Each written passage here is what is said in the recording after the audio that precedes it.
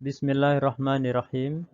Alhamdulillahirabbil alamin wassalatu wassalamu ala asyrafil anbiya wal mursalin wa ala alihi wa ashabihi ajmain amma ba'du. Alhamdulillah kita bersyukur kepada Allah Subhanahu wa taala bisa sama-sama belajar bagaimana meningkatkan percepatan pemahaman nahwu dan shorof. Dalam kesempatan ini yang akan dibahas adalah bagaimana cara pengajaran tabel nahwu al-fatih. Sebelum masuk kepada cara pengajaran tabel nahwu al-fatih, kami sampaikan dulu beberapa keunggulan buku tabel nahwu al-fatih. Keunggulan buku tabel nahwu al-fatih yang pertama adalah simple, sederhana, dan mudah. Buku nahwu al-fatih tidak didesain untuk pemaparan teori yang jelimet atau teori yang banyak. Tapi yang disampaikan adalah teori-teori yang sering dipakai dalam pembacaan kitab. Kemudian yang kedua adalah aplikatif. Yang disampaikan dalam buku Al-Fatih adalah mudah untuk dipraktekkan, mudah untuk diterapkan dalam pembacaan teks-teks Arab. Jadi teori yang disampaikan dalam buku Al-Fatih adalah teori yang mudah untuk digunakan. Kemudian yang ketiga ada efek warna. Dalam pembahasan akan diberikan efek warna, misalkan bab fa'il, maka nanti dalam teks itu untuk yang fa'il akan diberi efek warna merah. Demikian juga bab badal, hal, dan yang lainnya. Ini untuk memudahkan para pelajar dalam memahami dan fokus kepada materi pembahasan. Yang keempat adalah ada latihan teori. Di samping pemaparan sederhana untuk mengetahui atau untuk mengecek tingkat pemahaman para santri adalah dengan adanya latihan teori. Di samping itu juga ada latihan praktek. Tidak cukup kita hanya mengetahui bahwa santri bisa mendefinisikan atau hafal bagian-bagiannya. Misalkan mubtada adalah, naat ada berapa, dia bisa menjawab. Tidak cukup itu. Perlu ada praktek dalam pembacaan. Dan latihan praktek ini disesuaikan dengan pembahasannya. Bab i'rab, prakteknya bab i'rab, maf'ul bih. Kemudian berikutnya adalah dilengkapi dengan kosakata. Kosakata yang dipakai dalam tabel nahwu al-fatih akan diberi list atau daftar kosakatanya. Meskipun ini bukan sebagai tujuan utama untuk dihafalkan dalam pembelajaran nahwu, tapi itu akan membantu dalam penyelesaian latihan praktek. Yang terakhir ada ujian tiap level. Buku Nahwu Al-Fatih ini ada 6 level. Setiap levelnya ada ujian dan soal ujiannya sudah dituliskan. Sehingga para pelajar atau para santri akan mudah untuk menyiapkan materi ujian setiap levelnya. Anatomi buku tabel Nahwu Al-Fatih. Ini menunjukkan level yang sedang dibahas. Kemudian menunjukkan tema. Ini menunjukkan alokasi waktu. Alokasi waktu ini tidak bersifat baku, bisa ditambah dan juga bisa dikurangi. Bagian bawahnya adalah pemaparan pembahasan.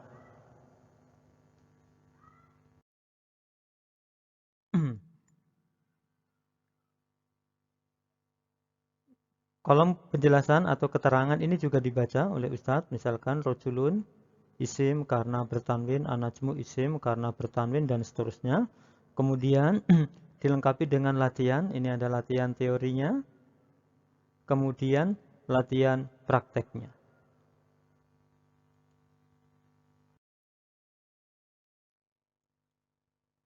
Dilengkapi dengan kosakata.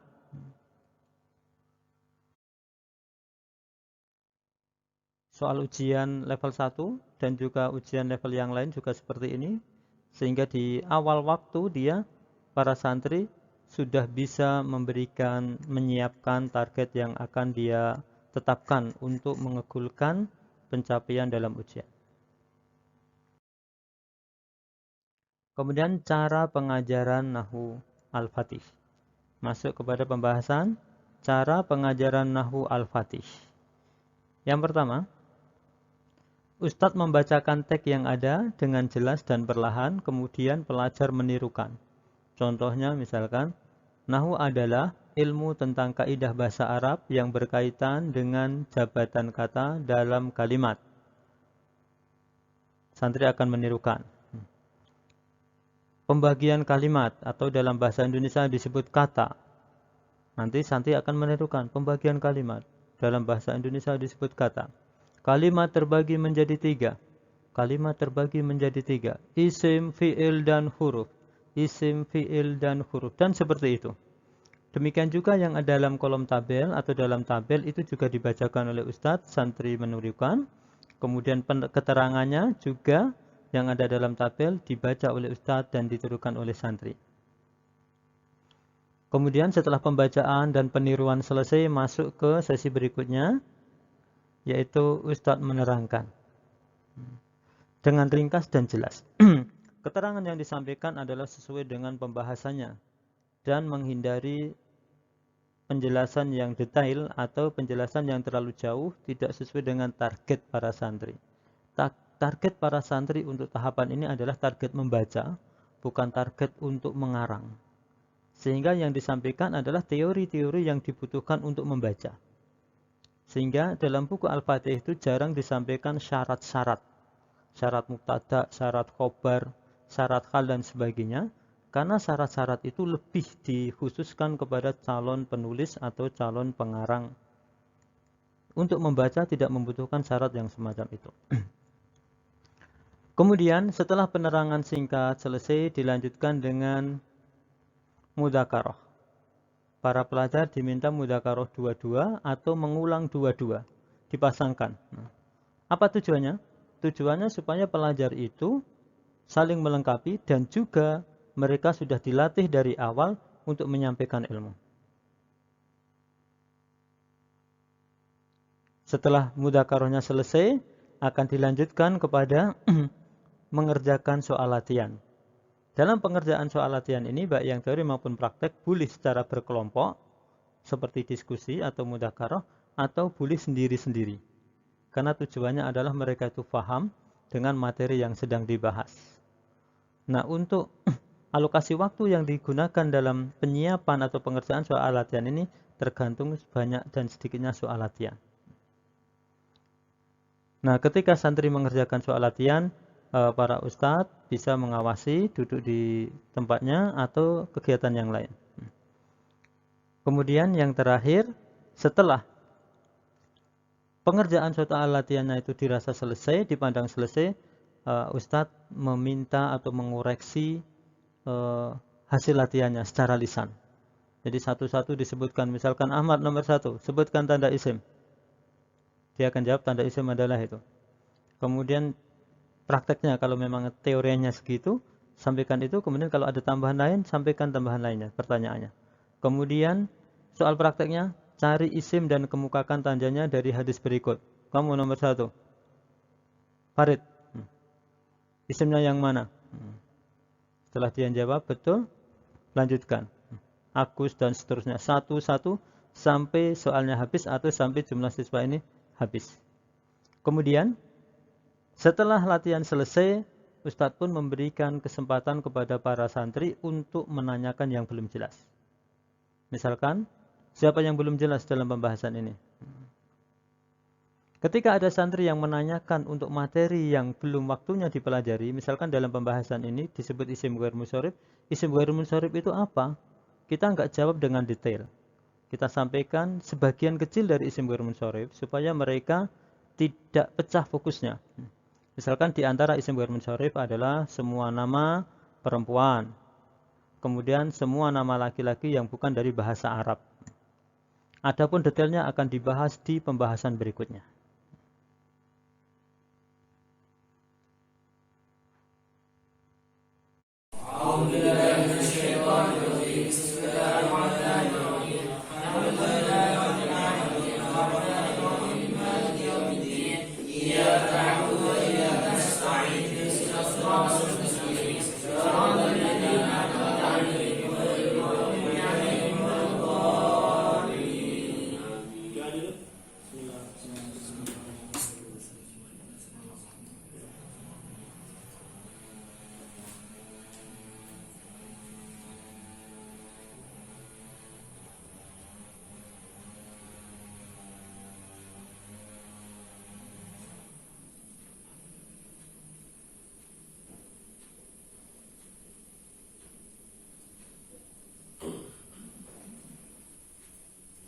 inna ma'al usri yusran inna ma'al usri yusra fa idza faragta fansab ila rabbika farghab man jadda wajada man sara wasala man ta'allama taqaddama man jadda wajada man sabara ghafira.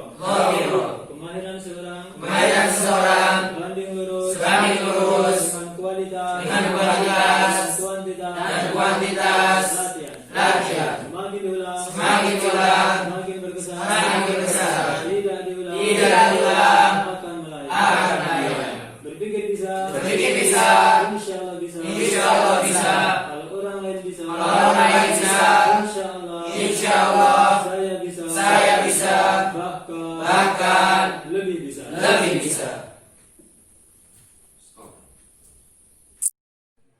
Nahwu adalah ilmu tentang kaidah bahasa Arab yang berkaitan dengan jabatan kata dalam kalimat. Pembagian kata terbagi menjadi tiga. Isim, fiil, dan huruf. Isim adalah kata benda atau kata kerja yang tidak disertai dengan keterangan waktu. Contoh ardun bumi. As-salatu salat. Fiil adalah kata kerja yang disertai dengan keterangan waktu. Contoh qara'a telah membaca. Huruf adalah kata yang tidak bisa berdiri sendiri.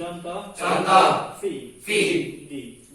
Tanda isim tanwin. Contoh kitabun khaliqun qalaman rajulin. Dua alif lam. Contoh al-maktabu al-muslimuna al-hajaru an-najmu. Tiga dimasuki huruf jar. Contoh fil baiti ilal masjidi minal maktabati alal ardi. Empat makna benda. Contoh ana saya, anta kamu laki, huwa dia laki, dia perempuan. Isim yang adaannya tidak menerima tanwin. Contoh rajulun ar-rajulu kitabin al-kitabi qalaman al-qalam. Tanda isim rajulun isim karena bertanwin. An-najmu isim karena dimasuki alal ardi isim karena dimasuki huruf jar. Dia isim karena menunjukkan makna benda. Isim yang dimasuki al rajulun bertanwin karena tidak dimasuki al dan bukan ghair munsharif. Ar-rajulu tidak bertanwin karena dimasuki al. Bahasan pertama di level 1. Nahwu adalah ilmu tentang kaidah bahasa Arab yang berkaitan dengan jabatan kata dalam kalimat. Jadi nahwu itu membahas tentang jabatan, kedudukan kata dalam satu kalimat. Apakah kedudukannya kalau dalam bahasa Indonesia jadi subjek, predikat, atau objek. Nah, itu nanti akan dibahas dalam ilmu nahwu. Langsung masuk pembagian kata. Kata dalam bahasa Indonesia, cuma dalam bahasa Arabnya adalah kalimat. Jadi dalam bahasa Arab menggunakan kata kalimat, hanya saja dimaksudkan dalam bahasa Indonesia adalah kata. Kata terbagi menjadi 3, isim. Pembagian kata akan ada isim, fiil, dan huruf. Yang isim adalah kata benda atau kata kerja yang tidak disertai keterangan waktu. Fi'il adalah kata kerja yang ada keterangan waktu. Huruf kata yang tidak bisa berdiri sendiri. Contohnya ardun. Ardun artinya bumi, kata benda, nggak ada keterangan waktu. Atau as-sholatu, kata kerja tapi nggak ada keterangan waktu. As-sholatu sholat, nggak ada keterangan waktu, telah, sedang ataupun akan. Kemudian fi'il adalah kata kerja yang disertai dengan keterangan waktu. Contohnya qoro'a, telah membaca, yaqra'u, akan atau sedang membaca. Ini fi'il. Kemudian huruf kata yang tidak bisa berdiri sendiri. Contohnya fi artinya di atau la artinya tidak. Jadi dalam bahasa Arab hanya akan membahas ini isim, fi'il, huruf. Pembagian kata dalam bahasa Arab isim, fi'il dan huruf. Definisi isim kata benda, fi'il kata kerja ini hanya untuk kemudahan saja. Kemudahan bagi pemula. Orang yang mula-mula belajar untuk mudah. Isim kata benda, fi'il kata kerja, itu hanya untuk memudahkan. Kemudian masuk kepada tanda isim. Tanda isim. Tanda isim ada 4. Yang pertama tanwin. Contohnya kitabun. Contohnya kitabun.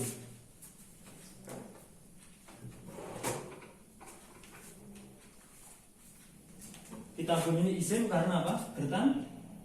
Bertanwin. Yang kedua adalah alif lam atau al-kitabu. Al-kitabu juga isim karena apa? Bertanwin. Kemudian yang ketiga adalah dimasuki huruf jar. Saya letakkan di sini. Dimasuki huruf jar, contohnya fil masjidi. Fil masjidi ini huruf jarnya fi, akan dibahas nanti. Huruf jar ada berapa? Akan dibahas. Yang keempat adalah makna benda, menunjukkan benda. Contohnya huwa, dia lagi. Itu isim karena menunjukkan makna benda. Atau Ahmadu. Ahmadu juga isim meskipun nggak ada tanwin, nggak ada al, nggak ada huruf jar. Karena apa? Ahmad menunjukkan makna benda, orang kan benda. Nah, ini isim. Kemudian isim yang ada alnya maka tidak bertanwin. Contohnya ini dari kata kitabun, kalau kemasukan al jadi nggak ada tanwinnya. Al-kitabu, kecuali isim yang ghairun sharif. Kalau isimnya ghairun sharif meskipun nggak ada alnya, tidak ada tanwinnya, isim ghairun sharif akan dibahas. Kalau isimnya ghairun sharif meskipun nggak ada alnya, tidak ada tanwinnya, isim ghairun sharif akan dibahas. Di antara isim ghairun sharif adalah semua nama perempuan. Misalkan Fatimah, Faridah, Khadijah itu ghairun sharif. Atau nama laki atau nama tempat, nama sungai, nama gunung, itu juga ghairun sharif yang tidak maafin salah. Pause. Cut. Membagi kata itu ada 3. Ya, Nahu adalah ilmu tentang kaidah bahasa Arab yang berkaitan dengan catatan kata dan pembagian kata. Kata terbagi menjadi 3, isim, fi'il, dan huruf. Isim adalah kata benda atau kata kerja yang tidak disertai dengan keterangan waktu. Contoh ardun, as-sholatu, fi'il adalah kata kerja yang disertai dengan keterangan waktu. Contoh qira'a, telah membaca. Huruf adalah kata yang tidak bisa berdiri sendiri. Contoh fi, artinya tanda isim. Tanda isim itu ada 4. Yang pertama kata fi, contohnya kitabun, qalikun, qalaman, rajulin. Dan yang kedua yang dimasuki al-fi'il. Contoh al-maktabu, al-muslimuna, al-hajaru, al-najm. 3 dimasuki huruf jar. Contoh fil baiti, ilal masjidi, minal maktabi, al-ard. 4 makna benda. Contoh anak, saya, anda, kamu, laki-laki. 2 dia laki-laki, dia perempuan. Isim adalah ada alnya tidak menerima tanwin, contohnya al-qolama, qolaman ada alnya menjadi al-kitabi. Ini dia dimasuki alif lam maka jangan jadi tanwin. Al-kitabi jadi dimasuki tanwin kitabi. Ar-rajulu yang dimasuki tanwin ketika tidak ada alnya menjadi tanda isim. ketika ada alnya al-qolama tanda isim. Contohnya rojulun tadi isim karena bertanwin. Kemudian anda ismu isim karena dimasuki al. Tanda isim rajulun isim karena bertanwin. An-najmu isim karena dimasuki al. Kemudian al-ardi isim karena dimasuki huruf jar. Ya isim karena menunjukkan makna benda. Isim dimasuki al. Contohnya rajulun Adalah rojulun. bertanwin karena tidak dimasuki al dan bukan ghairun sharif. Bukan Kemudian al-rajulu tidak bertanwin karena dimasuki al. Ini keterangannya bisa pahami tanda-tanda isim ini. Ada tempat, tanwin, alif lam, huruf jar, dan tanwin.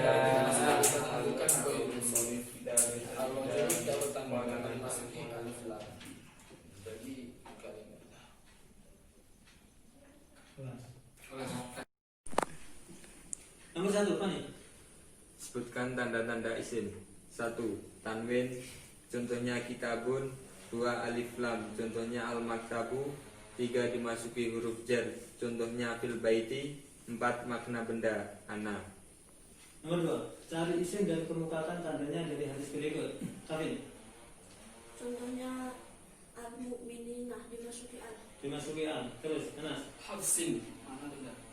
Hafsin, makna benda. Terus, Al-khatab karena karena dimasuki alif lam. alif lam. Terus, Basit. Allahu Hmm. karena dimasuki alif lam. Dimasuki alif lam. Terus, Al-a'malu dimasuki alif lam. dimasuki alif lam. Pak, seperti contohnya